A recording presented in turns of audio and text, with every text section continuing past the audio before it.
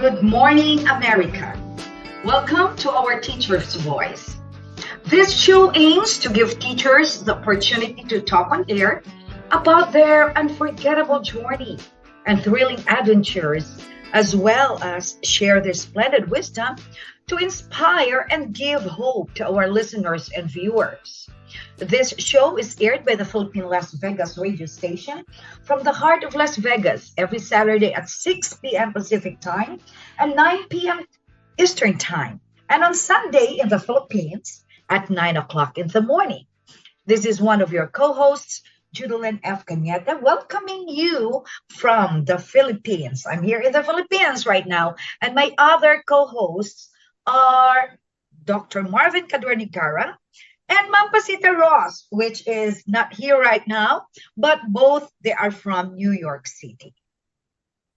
Let's have a word of prayer from our Sir Marvin. Right. Good morning, Philippines, and good evening, New York. Let us pray. Please join me and let's bow down our head.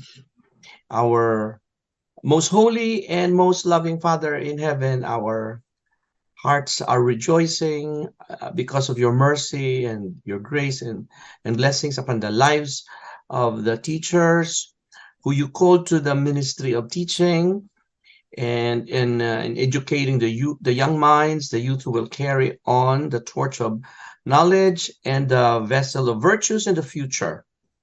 Father God, bless us continually with your wisdom and your faithfulness, that even in the busyness and the cacophony of life, we can still worship you and we can still serve you with all our hearts. This is our prayer in Jesus' name. Amen. Good morning, sir. I heard that it's raining over there. Is it correct? It had been raining since Saturday, and the temperature is going down. It's almost we're really in the fall season right now. So be careful, sir. Baka magkasik na naman tayo dyan, ha? Dahil nag-ulan na ulan naman. Pero it's not flooding. It's not. But if we have 3 days, 2 consecutive to 3 days here in the Philippines, it's going to be flooded by then. Yeah? Right. So anyway, I'm so happy that we're going to have a young, committed, dedicated teacher in America. All right, please introduce her now. All right, with pleasure and with joy. Our guest tonight completed her bachelor's degree in secondary education, majoring in biology from Philippine Normal University. She completed her first master's degree in secondary education, majoring in biology at De La Salle University. She completed her second master's degree in educational administration at the College of St. Rose in New York, where she earned academic honors for her work on students with interrupted formal education, or SIFE, at its completion, and is at present on the road to completing her doctorate degree in education. For her exceptional performance during her training at the Center of Integrated Teacher Education, she was awarded 2 advanced studies certificates in school building leadership and school district leadership. Our guest designed and facilitated professional development workshops and seminars in various regions of the country as part of the foundation of upgrading science education program to equip science teachers with global trends in science learning that meet students' diverse needs. In 2006, she became a science teacher in New York City, and she taught in the South Bronx to recently immigrated students who needed support in accessing scientific concepts and gaining language proficiency. She continues to share her expertise at various events that foster scientific inquiry in different schools as a certified a CFG coach by the National School Reform Faculty, and received recognitions from various educational institutions, such as Outstanding School Leader and Teacher of the Year awards. A proud mother to 3 beautiful children and an adoring wife to a loving husband. Our guest currently serves as a New York City public high school administrator. Ladies and gentlemen, please join me in welcoming our guest tonight, Miss Jal Raval. Hi, Miss Jal Raval. Good evening there. Good evening to everyone here in New York, and Your good time, morning to everyone yes, here on the other side. And yeah. everyone who this broadcast is being reached all over the world. Magandang araw po sa inyong lahat. And I'm so happy, and I feel really honored to have been invited in this show. Wow, it's our pleasure too. Okay, welcome. Just feel free to answer our questions. We will not beat you up anyway. But na-intriga ako. I'm so very interested to know what kind of school that you are in right now, and describe the students, the kind of students you have, and what is the specialty of that school. At least teachers who are listening to us, especially in the Philippines, they have knowledge of what are the different kinds of specialties we have here, there in New York. So our school is called Bronx International High School, and we are part of the Internationals Network. And the Internationals Network specializes in high school students that have recently immigrated to the United States, usually between 2 years and under. So we get students right off the boat, like they have just been in New York or in the United States for about a few months to weeks or to even days. We are their first educators when they came in New York City. And so with that, there is a lot of challenges because they are coming into a new form of educational system that maybe they are not as familiar with, and they are also trying to assimilate into a new culture, a new language. And so everything is a learning curve. And they're also they're teenagers, they're hormonal, they still have this tendencies to try to push the buttons and try to see where the line is drawn, and try to test how far they can go with their peers and with themselves, finding their identities that they are still not having that solid foundation. So then that is what makes us unique, and that is also where the work, I guess, as you should say, is more rewarding in that sense, because we are like ambassadors for them, and we are like their first American educational system, their first experience. And so we try to, and Marvin could attest to this too, we try to make that a very not just productive experience, but rewarding in many sense, where we not only teach them science, but also their social emotional health, their acquisition of a new language. We support them in these endeavors.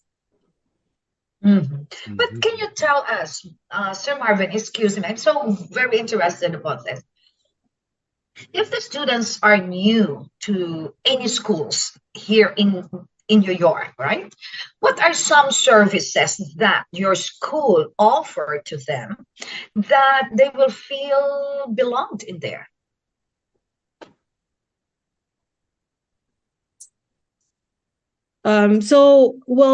What makes our program different is that because of their identification as an L or an English language learner, they do get an extra 180 minutes of language instruction that is not given to other students, other high school students, and other programs. We also have for the parents, we have a lot of other programs. And Sir Marvin, you can do the classroom, how we are different. But what I see from the school wide perspective is that we try to bring in the parents, support them in how we are teaching the students, because again, this type of strategies that we use is just so different from what they're used. So I had, when I was teaching science, I had one parent tell me to pow pow their no. I said no, we Oh, the kids. Oh, don't do that here. We just counsel them, give them, give them the right directions and how we make good decisions that will, we everybody makes mistakes, but thinking about what their priorities are and how it respects their values, then that's how we make decisions. But because this is the conception of teacher in their native countries, so then they think that we can do the same way when they come here. And so it's not just really educating their students, but also introducing, orienting the parents as well of what we do here, because again, everything is so new and this is their first time. good. I love it. I love listening. So, Sir Marvin. Mm-hmm. Yes, thanks, Teacher Jude.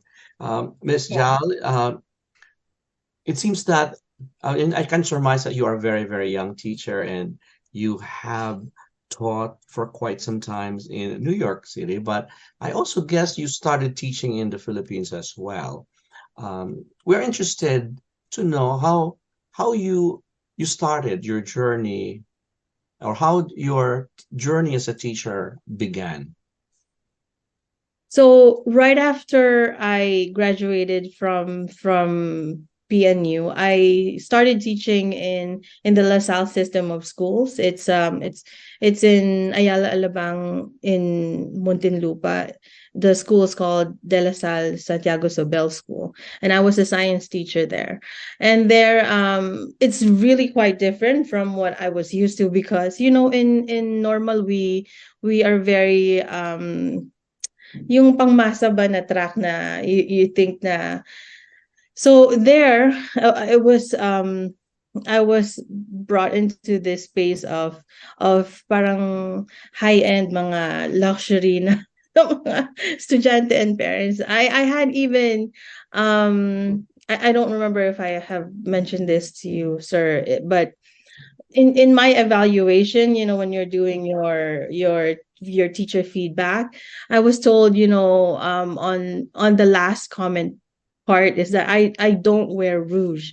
That was what and that meant makeup, or because during parent teacher night, you don't want and I know that my coordinator at the time was coming from a very good place with this feedback, is because they're saying, during parent teacher night, they're gonna come with their Louis Vuittons and their jewelry, and then they're gonna talk to you. You're educating their student, and you don't want to be shown, like the I don't want to say less, but like the because it's a show of professionalism. That's what they told me. So then I had I was teaching there for 3 years, and on the third year, that's when you're supposed to transition from probationary to Oh, regular. permanent. Yeah, right. So then I didn't get to that period, because I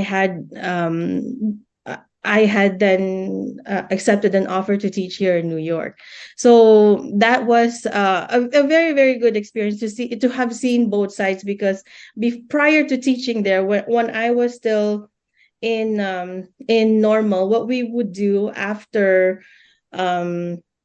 during our on the job training, or even after our school work, we would go to Tondon, which is closer to, because it's in Manila.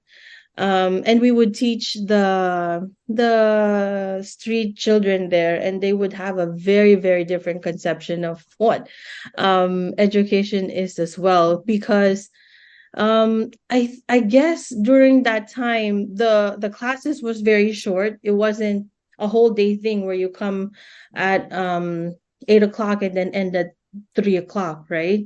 So their school time was short, and within that time, I guess the reading wasn't as robust or rigorous. And then we would have students that were already in fourth grade, fifth grade, and they were still not reading. They could not formulate the words. They know what the letters sounded like, but then they couldn't, putting it together, that was a struggle. And so then, coming from that type of educational setup, I was thinking that the public school really had their plate full with all of these students struggling to read. And then I go to De La Salle Isabel, where there is a lot of support from the parents, from the school, from our administrators.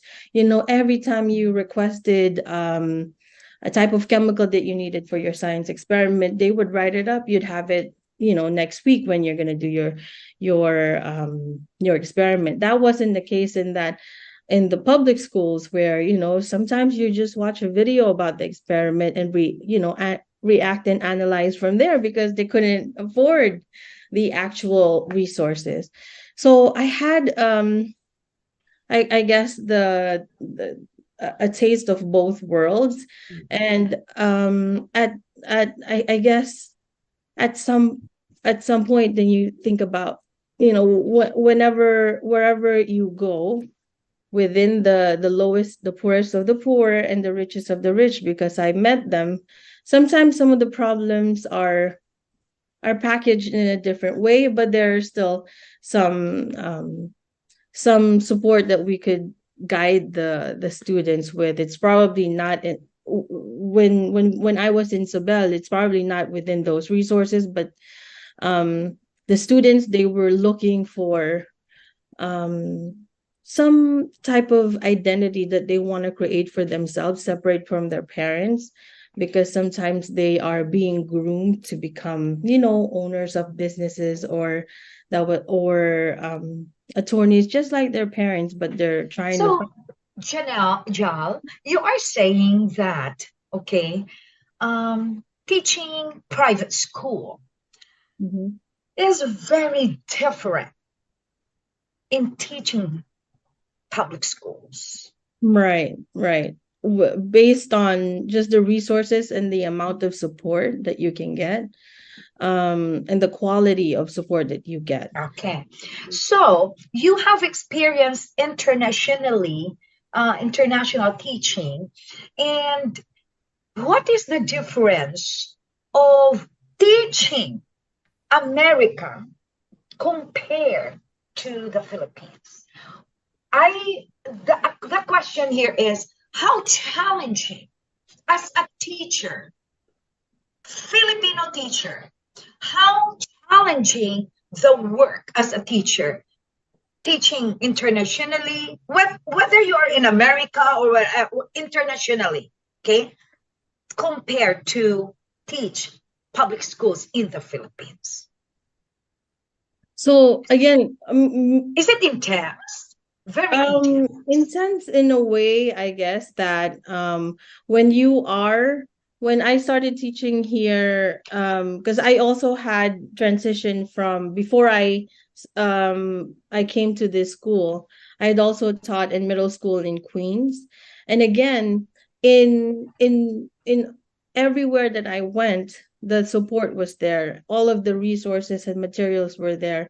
Before, in the public school, there wasn't like a one-to-one like computer that they could go off and research into, and you couldn't really ask for, if it was like a public school situation, you couldn't really, it's not manageable for them for you to ask, okay, go on a research and then use your computers and then give me a printout of this homework. It's going to be due in, let's say, 3 days. But here, that's that's not a big problem. But over there, they, you as a teacher, you would have to think about, when and where are they going to access these computers? How are they going to print it out? So you have to be very creative in the way that we are allowing our students to show their mastery of the concepts. It's not really in one form that they're going to give it to us, right? Because again, the resources might not be there. But now that I'm teaching here in Bronx International High School, because I guess of the language barrier sometimes, again, you would have to think about what are those assessments that I would have to really accept, and to have students show me that they are learning the concepts. Because before, I was teaching this concept of speed and velocity and torque, and how that affects movement and motion of a moving object. In robotics, when we're building the robots, the student that could not really put it into pen and paper, when he was building his robot, he was changing the gears and the wheels that he was attaching to the robot. And I was asking him, why are you doing that?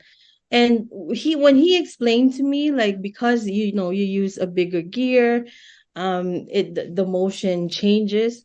I then, I was listening, I was telling myself, he completely understand what velocity is, and torque is, and friction, and how this all are related, and how it affects the movement of that object. So then these things, because before, when I was starting, I was actually very new, and I would only accept this kind of performance. Like, if you do well in that test, then you got it, then you're 95 or something. Yeah. And then nothing else So would it's matter. really, yeah, it's really different. Very Right. different. Sir Marvin, do you have more questions? Of course, I do. For Ms. Jal, I know aside from developing your lessons that suit the needs of your students inside the classroom, you were also a co-author of a science grade book called Science Works, Yeah. and you have designed as well and facilitated professional development workshops and seminars both in the Philippines and in the United States. Now, how difficult and also how inspiring is developing a textbook for you, or designing professional development programs, and how had these endeavors made you feel as a professional and as an educator? So within that, like, series of books, that's where from 1 to 6, from grade 1 to 6, my only I think responsibility is the grade 5 book. So then there were many authors within that series, and I had a lot of support from the other authors that we bounce off of each other. And with Fuse, that was the organization that was owned by Lucio Tan. I remember this businessman, and he would gather all of us, the member teachers, and he would tell us about his vision for science education, just very simple, having a science kit inside of each of the classrooms. And I was really on board with that vision. And we would go into all of the different regions in the Philippines, and we would meet these wonderful educators. And some of them, they've been teaching for 20 years, 30 years. And sometimes I would be so like, I'm amazed. Like, and sometimes I would be a little bit embarrassed, why is this teacher tell me to do this in the classroom? Because, and then we would end up giving them these science kits for them to use in their classes. But they were so open in their and accepting of all of these new ideas, and I am so humbled by all of them when I see these conditions that they go. and we went to Bicol, and then we went to many different places. And I guess that's when, I really know that I was in the right profession, because I'm so inspired of great teaching when I You're just happy. Yes, yes. yeah, and it's very May teacher na talaga tayo na masasabi, teacher na teacher din. So, sir, if you don't have, I will ask a question to. Sure, go ahead, Teacher Jude. Ma'am Jal, if I know you're so you are into professional development, you have a lot of achievements, and I would say academically you are inclined. If you are given a chance to go back to the Philippines as an educator, what would be some of your reformation on the educational system, or what suggestions? We will just make it in a little bit slow motion. What would be your suggestions in order for us to have reformation of the educational system here in the Philippines? Well, one of the I think the movements that is happening now, and I guess I'm seeing it happen here in New York City and also in other states, is this idea of career connected learning, where we in the high school at the very least, because they're getting ready to either go off into college or to go into an entry level position to start their careers. I guess it's the the thinking that within I think the 11th or the 12th grade schedule, to have it be embedded, to go into an internship of a chosen pathway of a student. I think that there's a lot of resources that are being wasted for college students graduating, but they are underemployed because they are not Less participating. experience. Right. Right, because they are not, let's say, for example, Immersed. they graduated from normal, but then they go to a BPO. Okay, I love it. Right. So then you're not really participating in what you were trained for 4 years, making that experience basically moot, right? So then, but if you would have taken part in an internship or a variety of career connected learning within your high school experience, and really hone in a very distinct pathway for you, the choice would have been easier, or you would have stayed longer in that career, because you've already narrowed down your choices. They're given, especially with TikTok and everything, or social media. There's just a variety of, because when you ask students what do you want to be, they are either doctors or engineers, but there's so many gray areas. There's so many trades, services, and skill sets that could match what their passions are. And if we could show them this, because there are 12 sectors. There's transportation, healthcare, education, and there's so many other jobs that are out there that are paying, if not as much, but are higher. I go to my plumber, and then they make like 80 60 80 $100 per hour. They haven't even stepped foot and seen your pipes yet, and you have to pay them a $200 consultation fee. So then these jobs, sometimes we have this thinking that going into a trade school is somehow less of a life decision than going to college. Like, we're pushing everyone go to college, but then like, sometimes that's not what they want. Sometimes they want to learn a trade and be an entry level position, and then grow their profession from there. You start off as a carpenter, and then you keep on training within a union, and then you grow yourself professionally from that. And that's also a life choice and a life option. So If I was Oh going yeah. that I Yeah, I love okay. that. The students they're in America. We have that. That's why it's like the first question that I had a while ago is, can you tell us about the school specialization, right? Because they're in America, our students are immersed to different experience of career, as what you said, career connection, because we want them to be productive citizen of their on or with their choice of life, like profession. So that is a very good suggestion that we can have it.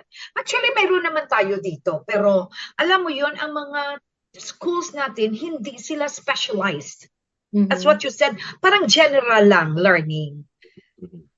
Mabuti yan siguro na we can suggest also that they need to have all these schools must have now a career connective connection or occupational, alam mo yan, ng mga occupational specialties na bawat ano, no, naganda yan. I'm very impressed on that, Jal. Thank you so much. Sir Marvin? Yes, I have a question to Ms. Jal. A few years back, you had the opportunity to collaborate with a renowned brain anatomist, and that opportunity gave you a better understanding of how the brain works, and you were able to develop learning activities through that program. Can you please share with us about more about this program and how meaningful had this program had been for you as an educator as well as for your students? So, before Carol Dweck, right, the growth mindset, Dr. Marian Diamond, she passed in 2017.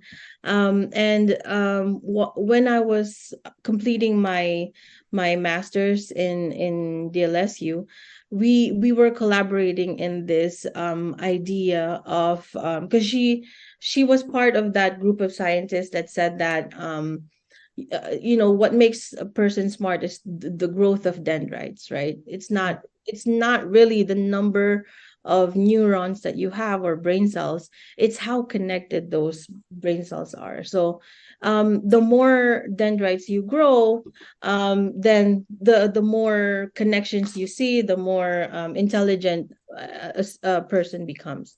So then there was this study about which so there's white long Evans rats. So which of these four conditions would grow the most dendrites? So they had like one with the same amount of food, the same amount of water, but then one would have no toys and one would have little toys, and then one would have peers, or one would be alone. And the one that had the most dendrites in the end of the experiment was the ones that had toys and the one that had peers in it. So peers meaning the other rats that was there as a social interaction. So what we got from that experimentation is that really connectedness is what makes learning more um more, I think, lasting, that it even impacts the physiology of the brain, right? So we we we say that people are smarter when they're alone and they're reading books. It's not what the science supports, the research supports. It's when you're with your peers and you have a rich environment around you, that's when you grow your brain cells, not in isolation, and not in because there's so many studies about this, that even if you introduce drugs, the drugs that make the dopamine or serotonin really pike in the brain, is that if there are the peers or the other rats there, those rats will not go into the water with those drugs. But whenever even with the presence of the toys and the water that is spiked with those drugs, that's when the rat keeps on going to the drugs because they're so isolated. So this set of experiment really allowed us to think about how are we leveraging the social experience in the classroom to make these learning more robust or rigorous and lasting. So that's basically what we how we so based on those experiments we think about groupings. How are we making sure that there's a very healthy social interaction within the classroom. And it's very interesting the work that we did. And she contributed a lot to the scientific community, not just within brain anatomists, but also to us teachers. There was a lot of learnings. Very Yes, sir. interesting. Actually, I agree on that, right? We can, Mhm. there are some, especially to our students, we can sense that there are some students who can express their logic, their creativity, like that. The reasons they can reason out like that. Compare sa mga students na pala read sila, you can ask them what's the answer of the, they can answer immediately, but they don't have that critical thinking, reasonably they can answer like that. So I can sense that those students who shows critical thinking, logic and reason they are more intelligent compared to those who are academically na bookish gid sila. Like there are some bookish people, they can answer because they read and read, but they could not reason out a lot and express themselves, right? So, sa mga students namin at sa mga teachers namin na makita ninyo if the students are showing this kind of talents, na intelligent sila if logically, reasonably, and critically they can express themselves. That is intelligence. Ewan ko, Ma'am Jel, am I right? Yeah, definitely. Yeah, I think that really tapping into who your students are and how they best learn is really important for teachers. Even though that Yes. our instructional time with them only lasts about 10 months in one school year, I think that's enough time to build a connection with them, Wow. knowing who they really are. Oh, I love this. I love this. Oh, okay. So, ano na, Sir Marvin? I think I have one more question for Miss Jal, Okay. and I wish to be a little personal with our guest, Miss Jal. Now, who is Miss Jal as an educator, as an I administrator, love that. I love that. as a wife, and as a mother rolled into one? I think Oh, I love it. I think I picture in my mind, I was watching this. I love watching BBC Planet Earth, and in one of the shows there was this diver because they were doing an ocean show, and one of the diver made this signal meaning that he's doesn't have any air. So something happened with the scuba, and so then he had to use the another small like emergency tube that comes from another diver. And so then they had to swim together, like really together, or else literally the other person is gonna die. So then while you're saying that, I'm picturing I'm like being in lockstep with someone. You're going with them from one destination to another destination, but you have to do it together. So I guess that's who I am as a person. I even said to my friends, if I die, I want in my epitaph to read, "I am with you all the way," because I am going to support you. I am going to be that person that is going to jump up and down in your every successes. And whenever you made a misstep, we'll counsel it together. We'll talk you through it, and I'll support you. Oh my gosh, I love it. Yes, of course. Jal, I know you are still young, pero you got a not just intelligence, but wisdom in your head. And thank you for that, and being a model to our new generation teachers. Thank you, Paul. Yes. And this time we can share our thoughts, and Sir Marvin, and then Ma'am Jal, and then I will close it. All right. My life quote as a person, as a teacher, as an educator is proper education is the education of the heart. And the education of the heart is best achieved when we educators embrace the heart of God. For when we have the heart of God, we can love even the unlovable among our students. Thank you very much, Ms. Jal, for joining us, for sharing your life with the teacher voice. Thank you so much. Yes, Ma'am Jal, it's your turn. My life quote is, I borrowed it from Sir Isaac Newton, and where he said, if I've seen any further, it's because I have stood on the shoulders of giants. We are here, but we are here to support each other, support the next generation, so that they can see farther than what we have seen. Oh, that's so beautiful. I love it. And also mine is, teachers, don't teach for the income. There's no money in it. In education, right? Pero ang mga teachers, they teach for the outcome.